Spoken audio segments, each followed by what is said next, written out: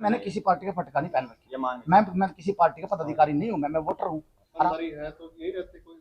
जब पार्षद बन जाएगा ना तेरा थारे में तो कोई पत्रकार बन जाएगा, हम चुनाव लड़ोगे, यदि स्थिति पैदा होगी ना मैं पूछ लूंगा, ज्यादा दूर को नहीं दिल्ली भाई तुम क्यों गए, कैसे गए मेरे भाई। तो क्या अगर और मेरे प्रत्याशी क्यों नहीं आपकी बातों पर खरा उतरे, भाई को क्यों चुनना पड़ा? और प्रत्याशी भी मैदान में है, क्या उनके पास मांग पत्र लेकर? बीजेपी के खिलाफ तुम्हारी लड़ाई चल रही है और इनके पास हम पहले ऑनरी जा चुके थे, इन्होंने हमारी सुनाई करी कोई नहीं। उसके बाद में अबे चौटाला जी का सभी पे ये विश्वास था भी ये बंदा हाँ भर लेगा तो पक्का खरा उतरे। और हमारे घर पे आए बंदे, घर पे आने के बाद में उन्होंने ये बोला कि ये लड़ाई फौजियों की नहीं है, पूरे देश की लड़ाई है और आपके जायज वो हैं। और घर पे आके भाई साहब ने इतना मान सम्मान किया है, भाई आके बोले भाई ऐसा है देखो लड़ाई तो ये किसानों की और जवानों की है, भाई किसानों के लिए मैंने भी त्याग किया है, आप लोग जवान हो क्यों नहीं इस लड़ाई को एक बना दिया जाए, या तो आप लड़ लो जवानों फौजियों या फिर मुझे लड़ा दो। ये हमारी एसोसिएशन का फैसला था, जब इतना मान सम्मान भी कर रहे हैं और हमें विश्वास भी है और इन्होंने राय भी ली है 2-3 मीटिंग। देखो मैं कोई पॉलिटिकल हिसाब से लीडरशिप के हिसाब से किसी पार्टी के साथ नहीं जुड़ रहा। मेरा देखो जेजेपी है, दुष्यंत की विजय, उनसे मेरे घरेलू ताल्लुकात है, संबंध है, मेरे रिलेशन है और अभय चौटाला जी के परिवार से मेरे रिलेशन है। अब मैं वहाँ से कोई पार्टी छोड़ के थोड़ी आया हूँ कि मैंने इस्तीफा दे दिया जेजेपी से, मैंने इनेलो ज्वाइन कर लिया। मैं एक वोटर हूँ और जब से मेरी वोट बनी आज तक मैं वोटर ही रहा हूँ, किसी पार्टी का मेरे पास कोई पद नहीं रहा है। पहले आप सभी लीडर मेरी इज्जत करते हैं, मैं लीडरों की इज्जत करता हूँ।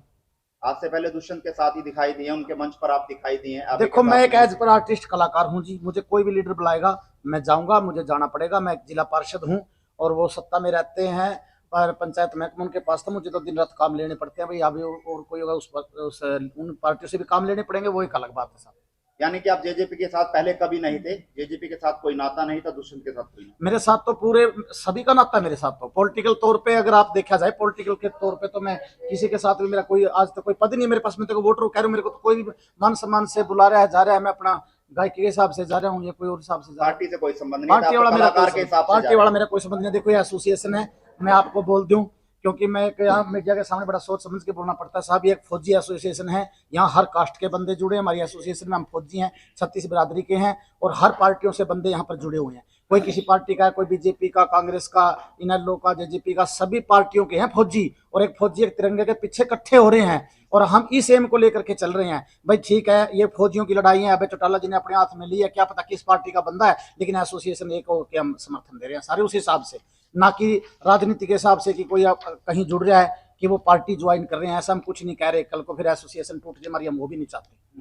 तो उम्मीदवार के तौर पर आपने समर्थन दिया वापसी। हाँ, अब ये न माना जाए कि आपने इन लोग समर्थन, मैं प्रत्याशी, मैं मेरी पूरी एसोसिएशन, देखो मैं इंडिविजुअल, मैं किसी पार्टी का पटका पहनता हूँ, मेरी इंडिविजुअल मेरी सोच है, लेकिन एक एसोसिएशन है, इस एसोसिएशन ने समर्थन दिया है आईएनएलडी को। आईएनएलडी की आप प्रचार प्रसार करते भी अभी देखे? बिल्कुल, मैं अभी भी करूंगा। अभी मेरे को ऑफर आई है कि आपने 4 गाने रिकॉर्डिंग करनी है और मेरी रोजी रोटी मेरा काम है, कोई करवाए मैं करूंगा। तो अभय में ऐसा क्या देखा? हाँ बिल्कुल। तो अभय में ऐसा क्या देखा गया कि अभय के साथ आपको जाना पड़ा? अभय चौटाला के लिए एक भी बंदा ये नहीं बोलता, सब बंदे ये बोलते हैं देखो भाई कि राजनीति का अलग चीज है, ये जुबान का धनी है, इसने जो बात बोल दी भाई वो लकीर पे फकीर है, ये या तो हाँ भरता नहीं और भरता है तो उसके पूरी करता है। इसीलिए ये चीज प्रैक्टिकल देखने में आई है किसान आंदोलन के समय। जिस टाइम किसान आंदोलन था इस बंदे ने टाइम दिया था, इस टाइम को अगर डिमांड पूरी नहीं हुई इस तारीख तक मैं इस्तीफा दे दूंगा।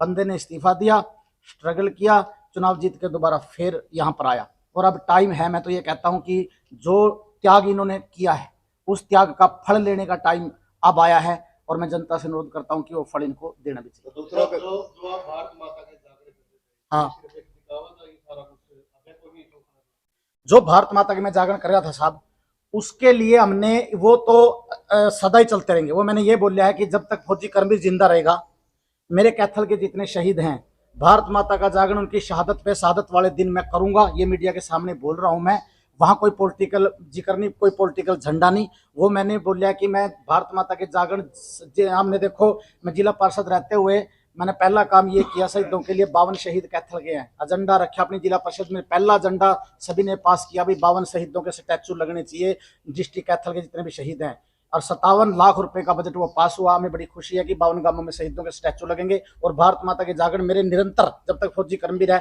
वो जिंदा चलता रहेगा। उसका श्रेय मैं किसी पार्टी को नहीं दे रहा साहब। आगे बोलो आप। इसके बीच में एक छोटी बात कहना चाहता हूँ सर, जो साहब ने बताई ना शहीदों के बारे में, सर शहीदों का ऐसा है, शहीदों को हम इससे जोड़ कर ना देखें तो बहुत बढ़िया है। क्यों? अभी आचार संहिता लगी हुई है और हमारा 5 मई को अंगोद के अंदर हमारा शहीदी दिवस है, उसकी हम डीसी साहब से परमिशन लेकर वहां पर भी कार्यक्रम करेंगे, क्योंकि शहीद एक अलग चीज है और जो ये चुनाव है एक अलग बात है। ऐसे तो हमने सभी उसके अंदर किया है, लेकिन आज तक हम कभी किसी शहीद के घर पर नहीं गए आप करमवीर जी को वोट देना। और इसके अंदर मैं एक आपको थोड़ी सी बात और ऐड कर देना चाहता हूँ, जो हमने मांग रखी है, क्योंकि बहुत से लोगों को ये हो जाता है भाई चौटाला साहब से पता नहीं क्या बात इन्होंने की होगी क्या नहीं। हमने उनके सामने मांग रखी है, जो कि वो अपने घोषणा पत्र के अंदर भी ऐड करेंगे। वो हमारी 1 रैंक 1 पेंशन की विसंगतियां जो हुई है उनके बारे में हमारी मांग है। भाई आप 3 सुप्रीम कोर्ट के सिटिंग जजों की कमेटी बनाकर जो भी फैसला दोगे हमें मंजूर है।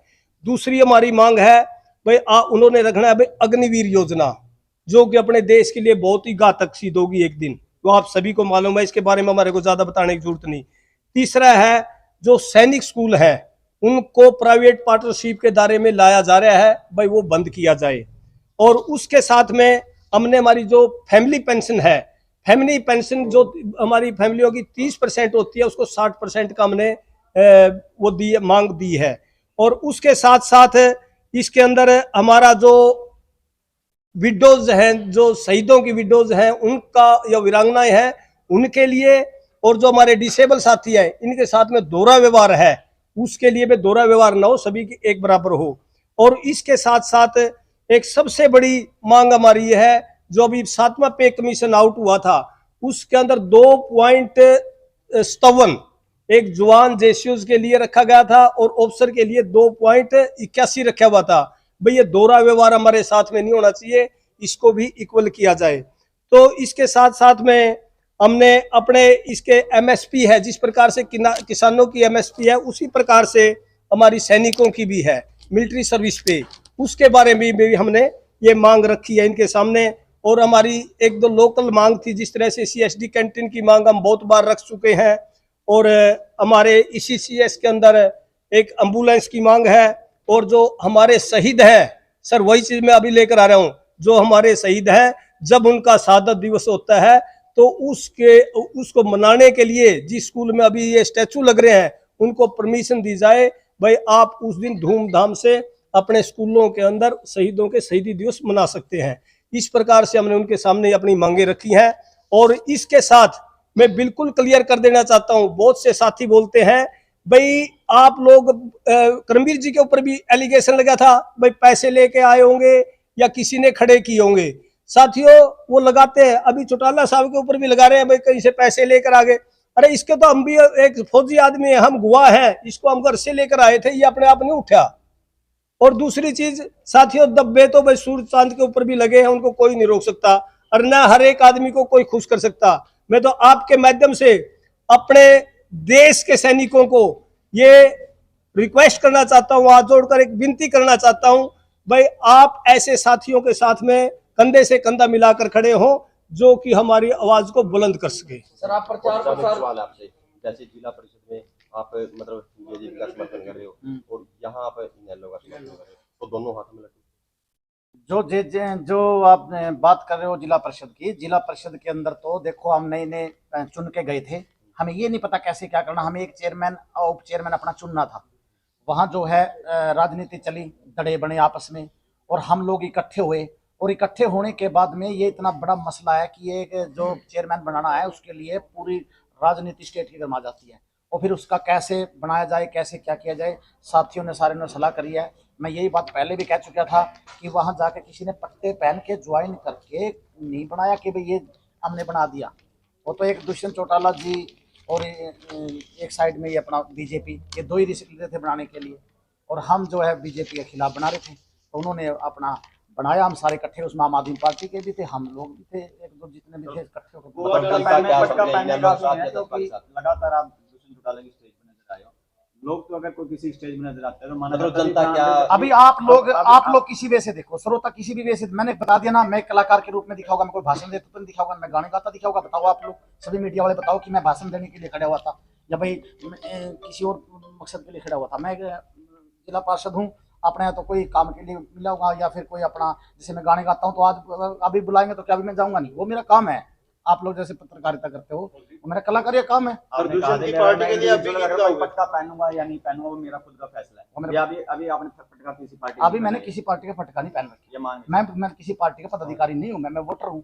और आप लोग किसी नजर से किसी उससे देखो, वो मेरा काम है। गान फौजी बजाना। साहब आप जिला परिषद में समर्थन दे रहे थे, आप जिला पार्षद हैं, लेकिन गोवा जाने की जरूरत क्यों पड़ी? अगर ईमानदारी है तो यही रहते, कोई वोट देते जब आप। पार्षद बन जाएगा ना तेरा थारे में तो कोई पत्रकार बन जाएगा, हम चुनाव लड़ोगे, यदि स्थिति पैदा होगी ना, मैं पूछ लूंगा ज्यादा दूर को नहीं, दिल्ली भाई तुम क्यों गए और कैसे गए मेरे भाई। तो क्या अगर और मेरे- प्रत्याशी क्यों नहीं आपकी बातों पर खरा उतरे हैं? भाई को क्यों चुनना पड़ा? और प्रत्याशी भी मैदान में है, क्या उनके पास मांग पत्र लेकर नहीं? बीजेपी के खिलाफ तुम्हारी लड़ाई चल रही है।